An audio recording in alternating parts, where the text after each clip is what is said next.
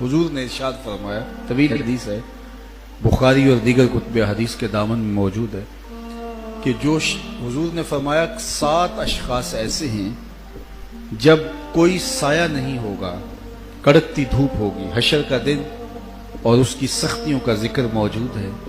آج زمین میں قوت جاذبہ ہے، ہر شے کو جذب کر لیتی ہے، حرارت کو بھی اپنے اندر جذب کرتی ہے، لیکن قیامت کے دن اس زمین میں قوت جاذبہ نہیں رہے گی، یہ تانبے کی ہو جائے گی، یہ حرارت اگلے گی۔ آج سورج بہت دور ہے، پھر قریب ترین آ جائے گا، آج اس کا رخ الٹا ہے، پھر سیدھا ہو جائے گا۔ لوگ پسینے میں شرابور ہوں گے اپنے اپنے اعمال کے مطابق، کچھ ٹخنوں تک، کچھ گھٹنوں تک، کچھ کمر تک، کوئی سینے تک، کئیوں کو اس کی لگام دی جائے گی۔ اور ابن رجب حنبلی نے لکھا ہے کہ وہ پسینہ اتنا بدبودار اور متعفن ہوگا کہ اگر اس کا ایک قطرہ اب دنیا پہ ڈال دیا جائے تو اس کے تعفن سے انسان تو انسان رہے، جانوروں کے دماغ بھی پھٹ جائیں، اور اتنا گرم ہوگا کہ اگر اس کا ایک قطرہ اب پہاڑ پہ ڈال دیا جائے تو اس کی حدت سے، گرمی سے پہاڑ پگھل جائے۔ اس پسینے میں لوگ اپنے گناہوں کے مطابق مبتلا ہوں گے، کوئی ٹخنوں تک، کوئی کمر تک، کسی کو لگام دی ہوئی ہوگی، اور وہ بڑا سخت دن ہوگا۔ اسے یوم الفزع الاکبر کہا گیا ہے۔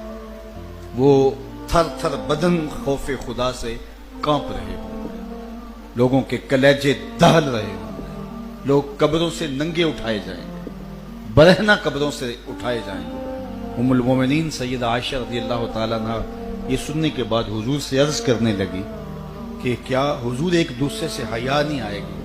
فرمایا عائشہ معاملہ اس سے بھی آگے ہے، مطلب کسی کو ہوش رہے تو حیا آئے گی، ہوش اڑے ہوں گے۔ یومی یجعل الولدان شیبا، ابھی قیامت قائم نہیں ہوگی تو پیدا ہوتے بچے کے بال خوف قیامت سے سفید ہو جائیں گے، اور پھر جب قائم ہوگی تو وہ کتنا سخت دن ہوگا۔ اس سخت دن میں جب کہ کڑکتی دھوپ جسم جھلسا رہی ہوگی، 7 اشخاص ایسے ہوں گے، میرے اور آپ کے آقا و مولا فرماتے ہیں اللہ اسے ان 7 اشخاص کو اپنے عرش کا ٹھنڈا سایہ عطا فرمائے گا۔ وہ سایہ رحمت الہی میں ہوں گے، سایہ عرش الہی میں ہوں گے۔ وہ 7 اشخاص کون سے؟ حدیث بہت طویل ہے، تو تیسرا شخص بیان فرمایا وَرَجُلٌ قَلْبُهُ مُعَلَّقٌ بِالْمَسَاجِدِ، وہ شخص جس کا دل مسجد کے ساتھ لٹکا رہتا ہے۔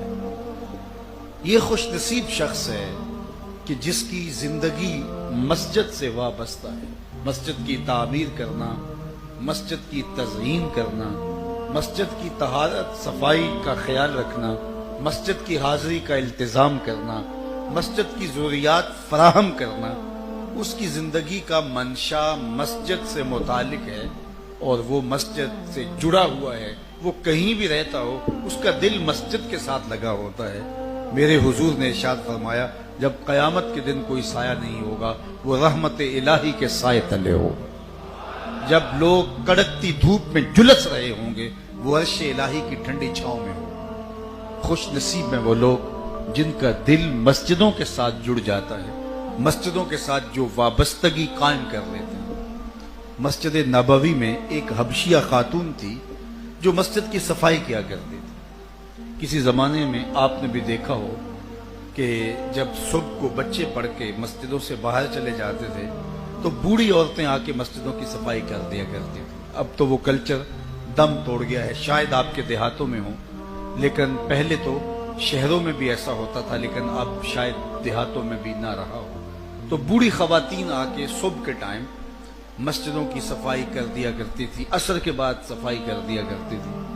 تو وہ حبشیہ خاتون بھی یہ وظیفہ کرتی کہ مسجد نبوی کی صفائی کا التزام کرتی۔ ایک دن میرے اور آپ کے آقا و مولا نے فرمایا کہ کتنے دن ہو گئے میں اس خاتون کو نہیں دیکھ رہا۔ تو صحابہ نے عرض کی یا رسول اللہ ہمارے ماں باپ آپ پہ قربان ہوں، وہ تو انتقال کر گئی۔ فرمایا تم نے مجھے اس کے جنازے کا نہیں بتایا۔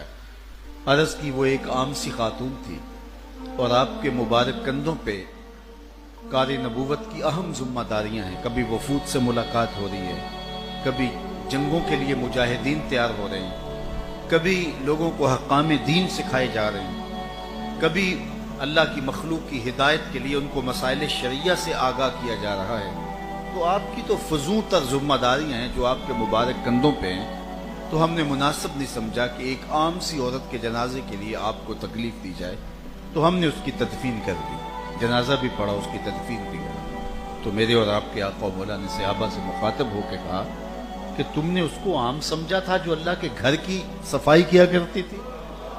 فرمایا مجھے اس کی قبر پہ لے چلو، اور صحابہ کے ہمراہ حضور اس کی قبر پہ تشریف لے گئے، اور وہاں جا کر کے اللہ کے محبوب علیہ السلام نے دعا مانگی۔ تو جو اللہ کے گھر کی صفائی کرتی ہے وہ عام نہیں ہوتی، اور جو اللہ کے گھر کی تزئین کرے، اللہ کے گھر کی تعمیر کرے، اللہ کے گھر کو آباد کرنے کے لیے منصوبہ بندی کرے، اللہ کے گھر کی ضروریات کو فراہم کرنے کی کوشش میں لگا رہے، مسجد کی حاضری کا التزام کرے، اور اس کا دل مسجد میں لگتا ہو، مسجد میں جمتا ہو، اور مسجد کو دیکھ کر کے اس کی طبع کے اندر خوشی کے آثار حویدہ ہوتے ہوں، تو وہ کتنا خوش نصیب ہے، اور اللہ کی کتنی رحمتیں اس کے اوپر نازل ہوتی ہوں گی۔ تو آج کے اس مبارک دن میں دعا کرتا ہوں کہ جن لوگوں نے اس مسجد کی تعمیر میں اپنی صلاحیتوں کے ذریعے، اپنے مال کے ذریعے، اپنی محبتوں کے ذریعے شمولیت اختیار کی، اللہ انہیں دارین کی جزائیں دے۔